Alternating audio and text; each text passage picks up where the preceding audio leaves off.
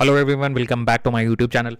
इस पूरी प्लेलिस्ट में जिसमें हम मशीन लर्निंग को हर एक वीडियो में 7 मिनट्स के अंदर अंडरस्टैंड कर रहे हैं, आज का जो हमारा टॉपिक होने वाला है वो होने वाला है data pre processing and feature engineering.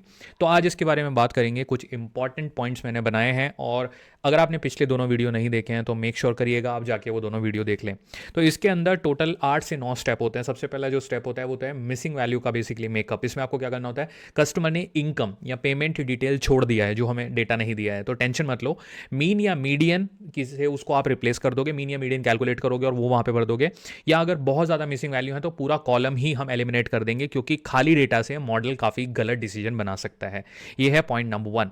Number 2 step होता है आउटलायर को हैंडल करना। कोई बंदा 50 करोड़ का बिल दिखा रहा है जबकि उसके ऊपर 50,000 रुपये भी बाकी नहीं है। बेसिकली इनको आप कैप कर दो, ट्रिम कर दो, ताकि मॉडल कंफ्यूज आपका बिल्कुल ना हो जाए। आपका मॉडल कंफ्यूज नहीं होना चाहिए। आउटलायर रिस्की होते हैं पर फेक भी हो सकते हैं, तो मेक श्योर करो कि 50 करोड़ का बिल आपको कभी दिखाई ना दे अपने डेटा में। This is very important. Point number 3 है कैटेगरी को नंबर में बदलो। इसका मतलब क्या है, जेंडर जैसे मेल या फीमेल है, एजुकेशन में आपके कई बार वैल्यू होती है ग्रेजुएशन या अंडर ग्रेजुएशन, ये सब लिखा होता है, तो इनको 0 या 1 ओके इस फॉर्मेट में आप इनको एनकोड करो। बेसिकली नंबर्स में इनको बदल दो, क्योंकि कंप्यूट करने के लिए आपको इंग्लिश नहीं चाहिए, आपको चाहिए नंबर्स। कंप्यूटर को सिर्फ वही चीज़ समझ में आती है जिसको हम कहते हैं 0 या 1, उसी के फॉर्मेट में।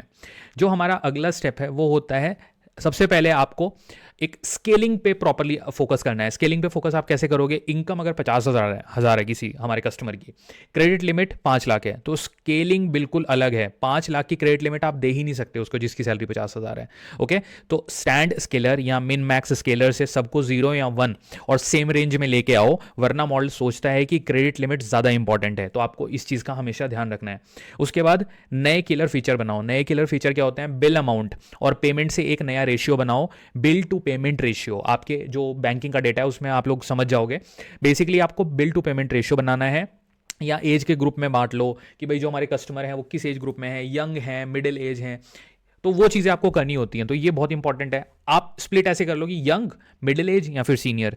ये छोटे से फीचर मॉडल को आपकी बहुत ज़्यादा पावर प्रोवाइड करते हैं। उसके बाद फालतू के कॉलम्स को आप टोटल टाटा बाय बाय कर दो। कस्टमर आईडी, फ़ोन नंबर या कोई ऐसा कॉलम जो डिफॉल्ट से कोई मतलब रखता नहीं है, सीधा उसको डिलीट करो। फीचर को कम से कम करो, फीचर कम होने चाहिए। कम feature is equal to fast and better model. ये हमेशा याद रखना आप लोग मशीन लर्निंग के अंदर। नेक्स्ट जो स्टेप है, ट्रेन एंड टेस्ट स्प्लिट करो। इसमें आपको क्या करना होता है, डेटा को 80-20 या 70-30 के स्प्लिट में डिवाइड करो।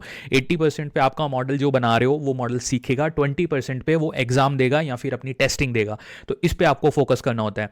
इसी स्टेप के अंदर एक चीज़ और होती है, out of the sample data. Out of the sample data वो होता है जो ना मॉडल के 80% का पार्ट है ना 20% का। वो ऐसा डेटा होता है जो उस टाइम फ्रेम से नहीं लिया जाता, एक आउटर टाइम फ्रेम से लिया जाता है आपके मॉडल को टेस्ट करने के लिए। तो बेसिकली इससे पता चल जाएगा कि जो आपका मॉडल है वो फ्यूचर में कस्टमर पे कितना सही काम करके देगा, क्योंकि ये अंडरस्टैंड करना बहुत ज़रूरी है। बड़े से बड़े मॉडल यहाँ पे आके कई बार फेल हो जाते हैं। उसके बाद नेक्स्ट है इम्बैलेंस का सॉल्यूशन ढूंढो। डिफॉल्ट वाले सिर्फ 5 से 10% कस्टमर होते हैं मैक्सिमम। तो जो आपका मॉडल है सिर्फ आपको ये बता देगा कि कितने ऐसे हैं जो सेफ हैं बेसिकली, तो उससे भी आपका टारगेट अचीव हो रहा है। ओके, स्मूथ से डिफॉल्ट वाले थोड़े आर्टिफिशियली बढ़ा दो या क्लास का वेट यूज करो उसके लिए। तो बेसिकली जब आप बैलेंस करोगे ना तो वो आपको फेयर प्रेडिक्शन देगा।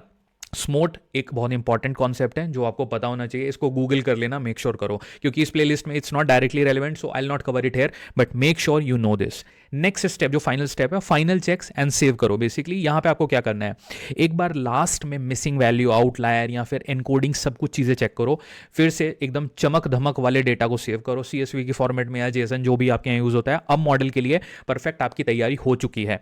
अब आपको फाइनली असली काम शुरू करना है मॉडल बिल्डिंग का। वहां क्या करोगे, डेटा एकदम हीरो बन चुका है, क्लीन, स्मार्ट एंड पावरफुल। अगली वीडियो में आपको इसके साथ में मॉडल किस तरह से इंप्लीमेंट करते हैं चलिए वो बताऊंगा। यहां पे आपके पास पूरा रेडी डेटा है। ओके, आप उस स्टेप पे पहुंच चुके हो। अब अगले वीडियो में बात करेंगे linear regression, then logistic regression, then decision tree, then random forest. एक एक करके XG बूस्ट या जो भी आपको मॉडल के नाम पता है वो सारी चीज़ें एक एक करके बात करेंगे। तो आई होप ये वीडियो आपको पसंद आया होगा। अगर वीडियो पसंद आया तो चैनल को सब्सक्राइब करना बिल्कुल मत भूलना। ये बहुत ही इंपॉर्टेंट है। आप लोग सब्सक्राइब करते हो, लाइक करते हो या कमेंट करते हो तो मुझे उससे ज़्यादा काफ़ी ज़्यादा मोटिवेशन आता है।